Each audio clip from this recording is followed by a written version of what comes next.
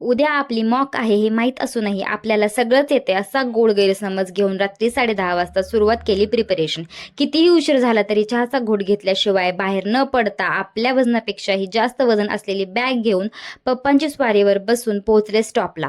5 मिनिटात येते असं सांगून अर्धा तासाने येणाऱ्या मैत्रिणीला घेऊन मंडईपेक्षाही जास्त गर्दी असणाऱ्या बसमध्ये चढून पोहोचले कॉलेजला.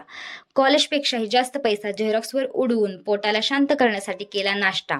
माझी बॅग माझ्या वजनापेक्षा आणि उंचीपेक्षा किती मोठी आहे हे टोमणे मैत्रिणीकडून ऐकून तरीही मी गोड बोलावं यासाठी तिने दिलं तिळगुळ. स्वामींचं दर्शन घेऊन 3 प्रवाशांसाठी असणाऱ्या रिक्षात 6 प्रवाशांना बसवून आपला जीव मुठीत घेऊन पोहोचलो क्लासला.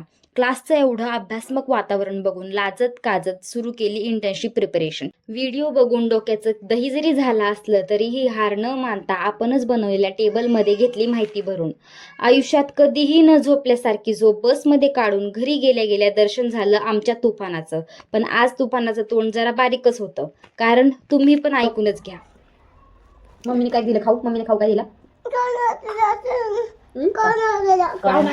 उपाशी ठेवले तिच्या आईने.